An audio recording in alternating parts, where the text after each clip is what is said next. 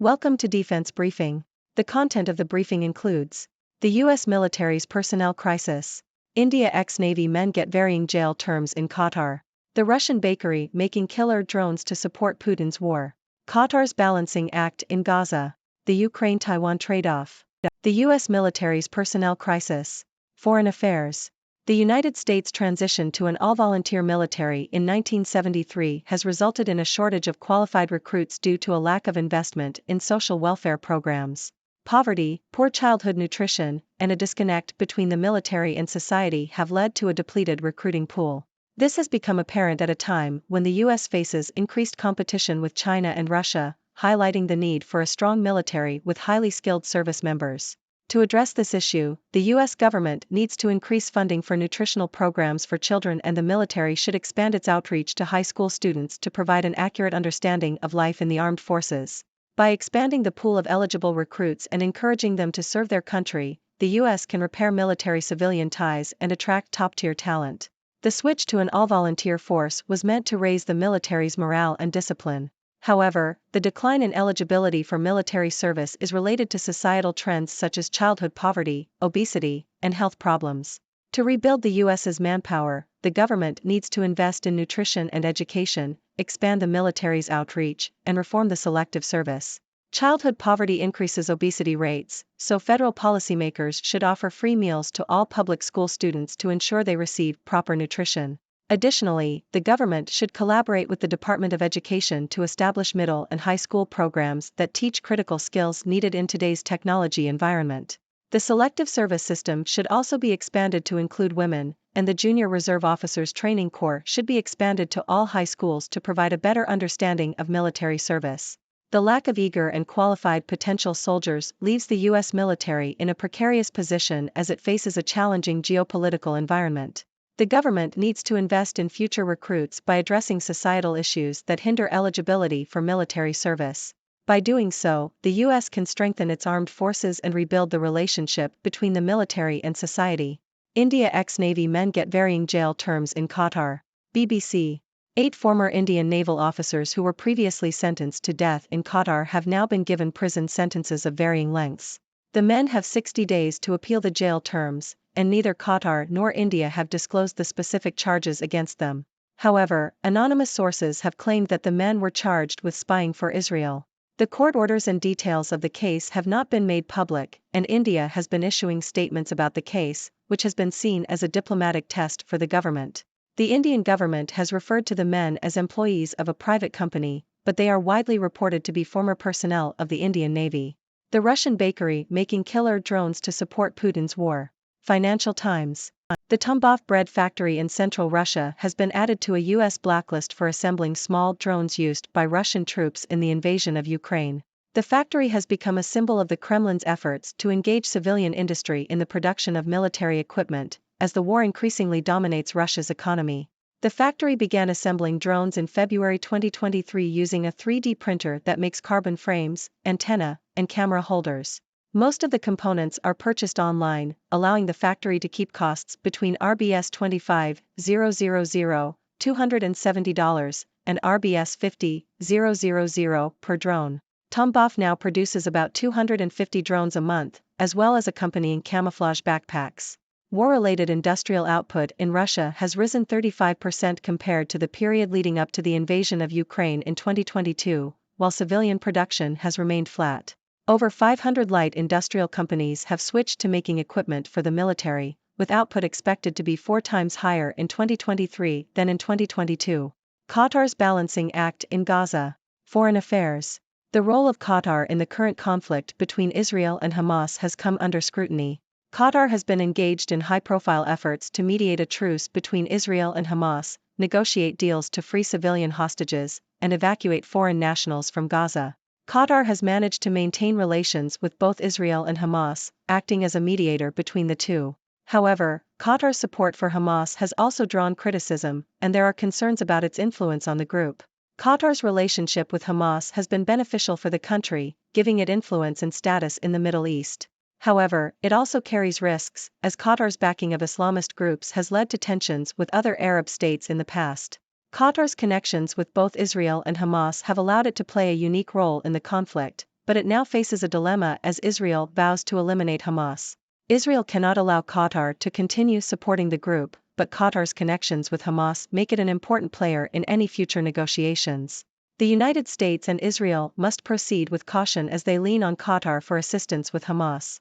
Qatar is a valuable ally for both countries and hosts thousands of U.S. troops. Washington and Israel should pressure Qatar to cut ties with Hamas and funnel any future assistance to the Palestinians through a revitalized Palestinian Authority.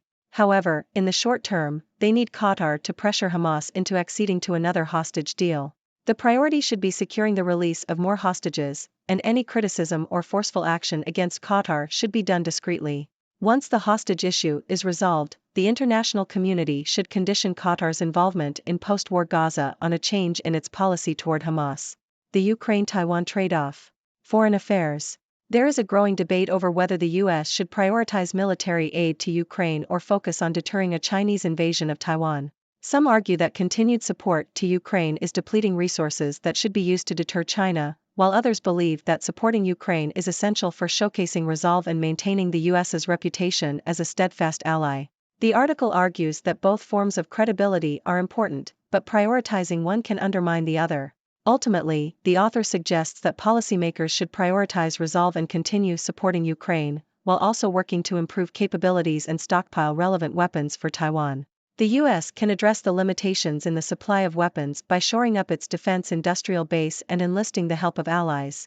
By doing so, the U.S. can send a powerful signal to potential adversaries that unprovoked aggression will not go unpunished. China says Myanmar handed over 41,000 scam suspects last year. Bloomberg.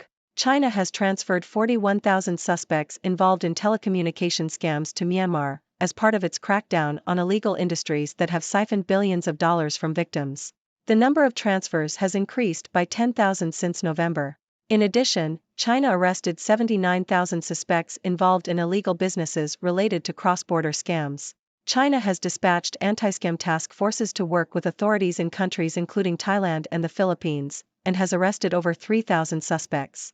Despite calling for peace in Myanmar, China will continue to fight against scams, according to the Ministry of Public Security. Update 1: India sends warship after hijacking of Liberian-flagged vessel in Arabian Sea. Yahoo!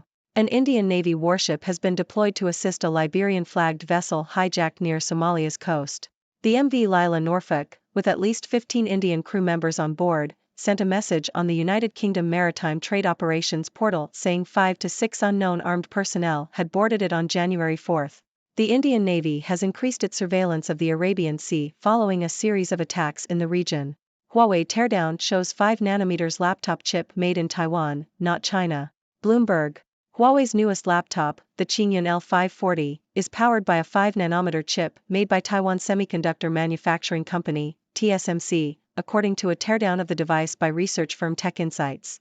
This contradicts speculation that Huawei's domestic chip-making partner, Semiconductor Manufacturing International Corporation, SMIC, had achieved a major leap in fabrication technique. It is unclear how Huawei managed to procure the TSMC chip, as the company has been on Washington's Entity List since 2019 and TSMC stopped taking orders from Huawei in 2020 to comply with U.S. trade restrictions. The war in Gaza may widen. The Biden admin is getting ready for it. Yahoo! The Biden administration is developing plans to respond to increasing concerns of a wider regional conflict in the Middle East. Officials believe the war in Gaza could expand and result in a protracted regional war. The U.S. military is preparing to strike Houthi militants, who are backed by Iran and attacking commercial shipping in the Red Sea. The U.S. intelligence community is also planning to anticipate and prevent possible attacks by Iranian-backed forces in Iraq and Syria. There are also concerns that the violence in Gaza could spread to the West Bank and Lebanon, while there have been reports of attacks by Israeli settlers on Palestinians in the West Bank. The Biden administration is worried that it will be drawn into a wider conflict just as the 2024 election race begins, and the administration tries to focus on domestic issues. Ellsworth crew safe after ejecting from B-1 following crash. Yahoo! A B-1B Lancer from Ellsworth Air Force Base crashed while attempting to land at the base. The 4-person crew on board the aircraft safely ejected, and there are no reports of injuries at this time. The condition of the plane and the extent of the damage are unknown, and the Air Force is investigating the crash. The B-1B Lancer is one of the largest long-range bombers in the U.S. Air Force and is capable of carrying guided and unguided munitions. This incident is the latest in a series of incidents involving the B-1B Lancer. Ladies and gentlemen, I am Dr. Six, your resident observer from the 6 Degrees world. Today, we've got quite the mix of news stories to discuss. From the U.S. military's personnel crisis to Qatar's balancing act in Gaza, and even a Russian bakery making killer drones, there's something for everyone. So, let's dive in. First up, we have the U.S. military's personnel crisis. It seems that the switch to an all-volunteer force has had unintended consequences. The lack of qualified recruits is becoming apparent, just as the U.S. faces increased competition with China and Russia. To address this issue, the U.S. government needs to invest in social welfare programs and increase funding for nutritional programs for children. Additionally, the military should expand its outreach to high school students to provide a more accurate understanding of life in the armed forces. By doing so, the U.S. can attract top-tier talent and strengthen its armed forces. Next, we have the case of the ex-Navy men in Qatar. These former Indian naval officers were sentenced to death and have now been given varying prison sentences.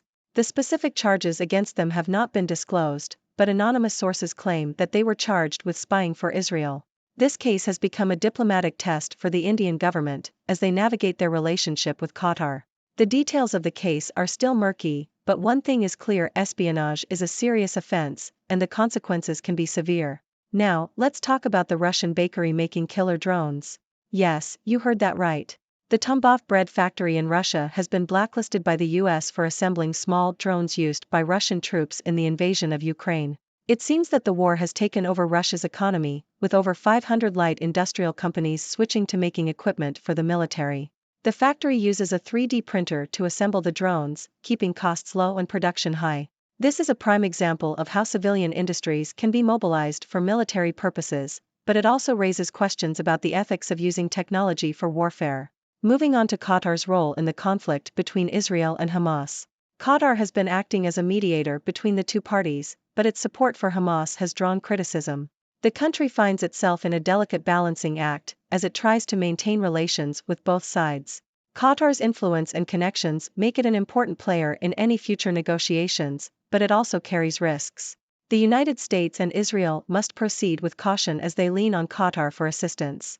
The priority should be securing the release of hostages, but a change in Qatar's policy toward Hamas may be necessary in the long run. Now, let's discuss the debate over whether the U.S. should prioritize military aid to Ukraine or focus on deterring a Chinese invasion of Taiwan. This is a tough question, as both forms of credibility are important. The author of the article suggests prioritizing resolve and continuing support to Ukraine, while also working to improve capabilities and stockpile relevant weapons for Taiwan. It's a delicate balance, but sending a powerful signal to potential adversaries is crucial. In other news, China has transferred 41,000 suspects involved in telecommunication scams to Myanmar as part of its crackdown on illegal industries. China has been dispatching anti-scam task forces to work with authorities in various countries and has arrested over 3,000 suspects. It's good to see countries working together to combat illegal activities that harm innocent victims. On the maritime front, an Indian Navy warship has been deployed to assist a hijacked vessel near Somalia's coast. The safety of the crew members is of utmost importance, and it's good to know that help is on the way. The Indian Navy has increased surveillance in the Arabian Sea following a series of attacks, and it's crucial to ensure the safety of commercial shipping. Now, let's talk tech. Huawei's newest laptop, the Qingyun L540, has been found to be powered by a 5-nanometer chip made by Taiwan Semiconductor Manufacturing Company, TSMC. This contradicts speculation that Huawei's domestic chip-making partner had achieved a major leap in fabrication technique. It's interesting to see the complexities of global technology supply chains and how trade restrictions can impact them. Lastly, we have the concerns of a wider regional conflict in the Middle East. The war in Gaza could expand and result in a protracted regional war. The U.S. is preparing to respond to these concerns by striking Houthi militants in the Red Sea and preventing possible attacks by Iranian-backed forces in Iraq and Syria. The Biden administration is worried about being drawn into a wider conflict, especially as the 2024 election race begins. It's a challenging situation that requires careful navigation. And there you have it, folks. A whirlwind of news from around the world. These stories highlight the complexities of geopolitics, technology, and diplomacy. Now, it's your turn to join the discussion. What are your thoughts on these news stories? Let's hear it from you.